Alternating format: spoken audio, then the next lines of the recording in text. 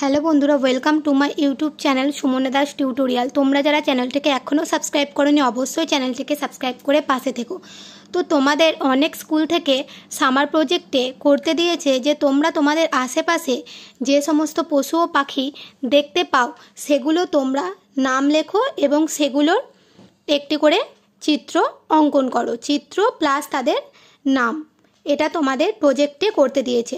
তো সবাই তো গতানুগতিক তোমাদের নামগুলো লিস্ট করে করে লিখে নিয়ে যাবে। তো তোমরা কিভাবে করলে একটু সবার থেকে আলাদাভাবে প্রজেক্টটাকে রিপ্রেজেন্ট করতে পারবে সেটাই আজকে আমি তোমাদের এই প্রজেক্টের মাধ্যমে বলে দেব। তো চলো দেখে নাও।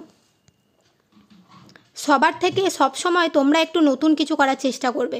দেখো, এরকম যদি তোমরা একটা টেবিল করে নাও, তোমাদের A4 পেজে যদি করতে বলে A4 পেজে তোমরা এরকম 3টে যদি কলাম করে নাও আর 10টা যদি তোমাদের লিখতে বলে তাহলে 10টা রো করে নাও, তাহলে প্রজেক্টটা দেখো কত সুন্দর হবে। প্রথম কলামে তোমরা নাম বলে হেডিং করবে, তার পরের কলামে তোমরা ছবি, অর্থাৎ হাতে যে নামগুলো লিখবে তার মধ্যে যেগুলো তোমরা পারবে সেগুলো তোমরা হাতে এঁকে দেবে।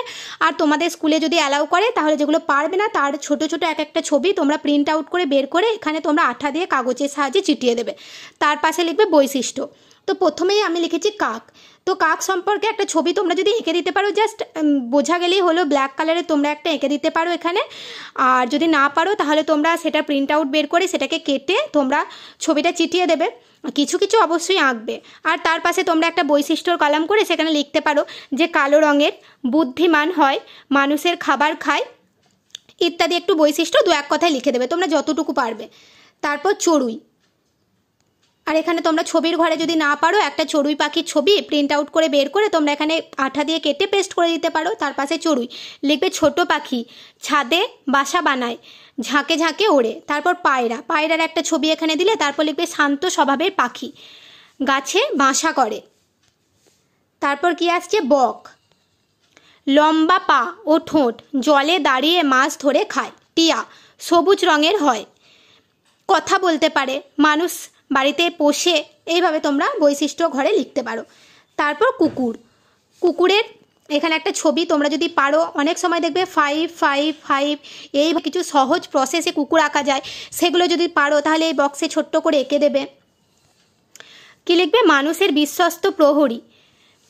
তারপর কুকুর সম্পর্কে কিছু বৈশিষ্ট্য লিখে দেবে, কুকুর বাড়িতে পোষা হয় বা আমাদের বাড়ির আশেপাশে দেখা যায়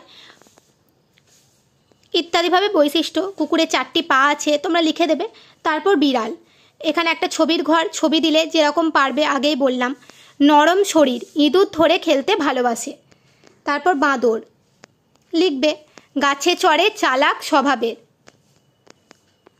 তারপর হাঁস, হাঁসের ছবি তোমরা পারবে 2 দিয়ে আমরা ছোটোবেলায় অনেকে আঁকতাম, এরকম করে জাস্ট বোঝা গেলেই হলো, তোমরা যেমন পারবে ছবি এঁকে দেবে।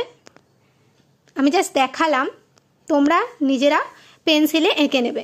বৈশিষ্ট্য ঘরে কি লিখবে, জলে সাঁতার কাটে, ডিম পাড়ে, গৃহপালিত পাখি। খরগোশ, নরম লোমে ঢাকা, গাজর খায়, কচি ঘাস খায়, আমরা বাড়িতে পোষ মানাই। এইভাবে তোমরা বৈশিষ্ট্য ঘরে লিখবে। আর তোমরা এরকম টেবিল আকারে যদি সাজিয়ে করো তাহলে অবশ্যই তোমাদের প্রজেক্টে একটা নতুনত্ব হবে এবং একসাথেই তোমাদের নাম, পাশে ছবি, বৈশিষ্ট্য থাকবে। যিনি দেখবেন তিনিও তোমার প্রশংসা করবে।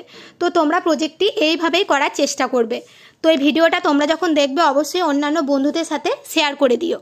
আর আমার চ্যানেলে তোমরা যদি নতুন হয়ে থাকো অবশ্যই চ্যানেলটিকে সাবস্ক্রাইব করে পাশে থেকো।